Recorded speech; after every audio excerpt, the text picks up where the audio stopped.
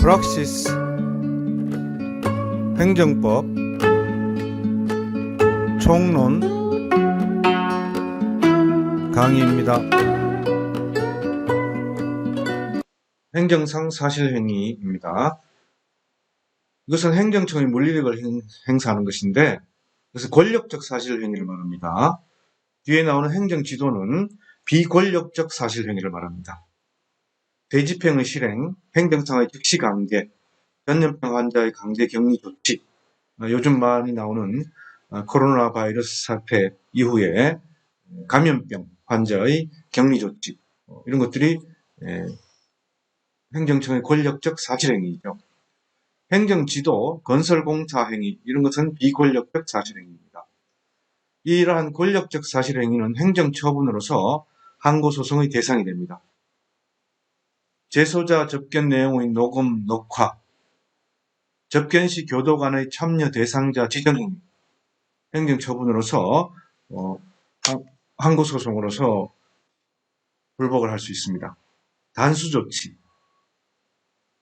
교도소장의 수용자의 서신검열, 권력적 사실행위이지만은 처분으로 볼 수 있는 것입니다. 비권력적 사실행위는 처분이 아니죠. 다만 상대방에게 사실상의 지배력을 미치는 행위를 행정소송법에 규정된 기타 이에 준하는 행정작용으로 보고서 처분성을 긍정하자는 견해도 있습니다. 공표, 공적 경고, 권고, 정보 제공, 주민협의 합의, 불문 경고, 이런 것들을 말합니다. 이러한 행정작용 가운데 정식의 행정작용의 준비행위이지만 대체행위로서 법적 구속력이 없는 사실행위를 비정형적 행정작용으로 보고서 이러한 개념을 도입하자라고 하는 이론도 있습니다. 즉 경고, 권고, 정보 제공, 합의 후속작용, 자진철거 합의 후 명령을 내리지 않겠다. 환경규제 명령제 내 환경친화제품 사용으로 합의하는 것, 이런 것들을 비정형적 행정작용으로 보고서 따로 구제 방법을 강구해보자 하는 논의도 있습니다. 행정상 사실행위에 대해서는 손실보상을 청구할 수 있습니다. 손실이 발생한 경우에, 물론 적법한 행정상 사실행위를 말하는 거죠. 소방법상의 소방 파기로 인한 손실보상이 그 예일 수 있고, 또 영업소 폐쇄 조치로 인한 시설물, 기구에 대해서 봉인을 했는데 이후 취소 소송 승소 후에 봉인을 제거해달라는 청구와 같은 결과 제거 청구도 가능하다라고 보고 있습니다. 행정 지도에 관해서 보겠습니다. 상대방인 국민에게 임의적 협력을 요청하는 비권력적 사실행위입니다. 주로 지도, 권고, 조언을 하는 방식으로 이루어지는데요. 이 행정지도가 사실은 행정지도, 권고, 조언의 명목으로 이루어지지만은 그 내용은 그런 지도, 권고, 조언을 따르지 않는 경우에 불이익이 예상되기 때문에 그 내용상 처분으로 분류될 경우도 있고, 아니면은 그 행정지도에 따른 내용이 위법한 경우에는 국가배상 청구도 가능하다는 그런 법리가 적용됩니다. 그래서 행정지도에 대해서 행정절차법에서 굉장히 자세하게 규정을 하고 있습니다. 48조에는 목적 달성에 필요한 최소한도의 비례 원칙을 지켜야 된다는 것이고, 임의성, 즉 자발적인 것을 변제해야 된다는 것이고, 행정지도와 관련된 불이익 조치가 금지된다고 규정하고 있습니다. 그리고 행정지도 실명제, 서면 교부 청구권 등을 규정하고 있고, 의견 제출 기회를 부여해야 되고, 공통사항의 공표 제도를 두고 있습니다. 행정지도는 내용에 따라서 규제적 성격, 조정적 성격, 조성적 성격, 이런 것들로 나눠줄 수가 있습니다. 조성이란 말은 진흥한다는 뜻입니다. 행정지도나 관행에 따른 허위신고를 한 경우에 이러한 허위신고에 따른 매매대금 신고 위반 행위가 정당화되지 않는다. 행정지도 관행이 잘못된 경우에 그에 따르면 안 된다는 뜻입니다. 구청장의 한전에 대한 위법 건축물을 이유로 한 건축법상의 단전 조치 요청 행위 핵심은 권고적 성격으로 행정처분이 아니다. 교육인적자원부 장관의 대학 총장들에 대한 학칙 시정 요구는 행정지도가 아니고 공권력의 행사라고 보고 있습니다.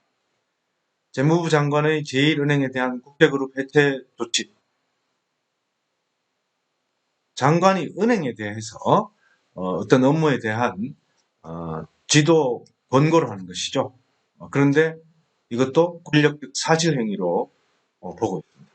그러니까 행정지도라는 명목으로 이루어지지만 그 내용에 따라서는 공권력의 행사로서 처분이 되는 수도 있고 또 권력적 사실행위로서 항고소송의 대상이 될 수도 있습니다.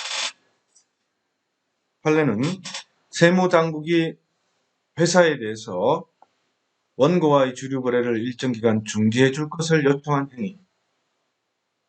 이것은 권고 내지 협조를 요청하는 공고적 성격의 행위로서 소외회사나 원고의 법률상의 지위에 직접적 법률상 변동을 가져오는 행정처분이라고 볼 수 없다. 항고소송의 대상이 되지 않는다라고 한 판례가 있습니다. 80년도 판례이기 때문에 동일한 상황이 요즘 다시 발생한다면 그 결론이 달라질 수도 있지 않을까 생각합니다. 위법한 행정지도에 따라서 발생된 손해에 관해서는 국가배상법에 따라서 손해배상 청구가 가능합니다. 71페이지 네모에 나와 있는 판례. 행정기관의 위법한 행정지도로 일정 기간 어업권을 행사하지 못하는 손해를 입은 자가 그 어업권을 타인의 매도해서 매매대금 상당의 이득을 얻었더라도 피해자가 얻은 매매대금 상당의 이득을 행정기관이 배상해야 할 손해액에서 공제할 수 없다. 자, 이건 이제 손해배상을 범위해가는 구체적인 내용인데, 일단 위법한 행정행위로 인해서 손해를 받은 경우에는 손해배상을 해줘야 된다는 것이죠. 원칙적으로 행정지도가 강제성을 띠지 않은 비권력적 작용으로서 행정지도의 한계를 일탈하지 않았다면 손해가 발생했다 하더라도 행정청은 그에 대한 손해배상 책임이 없죠. 그러나 이 사안에서 보는 행정지도는 그에 따를 의사가 없는 원고에게 부당하게 강요하는 것이기 때문에 행정지도의 한계를 일탈한 위법한 행정지도에 해당하고 불법 행위를 고생할 수 있다. 그래서 일정 기간 어업권을 행사하지 못한 손해를 입은 경우에 손해배상을 해야 되는데 그 손해배상 액수의 범위는 아까 설명한 대로 어업권을 매도해서 매매대금 상당의 이익을 얻었더라도 그 매매대금 상당의 이득을 배상해야 될 손해액에서 공제할 수 없다라는 원칙을 밝힌 내용입니다. 행정지도 여부는 재량행위이죠. 재량권이나 국민의 중대한 기본권 침해의 위험이 있고 재량권이 영어로 수축되는 경우에는 행정지도의 부작위가 손해방지 의무 위반으로서 위법하고 동시에 과실이 인정될 수 있습니다. 새로운 인체 유해 제품의 유통에 대한 규제 법령이 제정되지 않았다 하더라도 규제 행정지도를 하지 않은 경우 새로운 인체 유해 제품으로 인한 피해에 대해서 국가배상 책임이 인정될 수 있는 것이죠.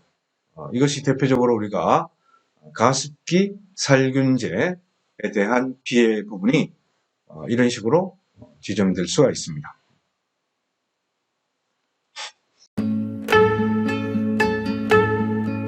프락시스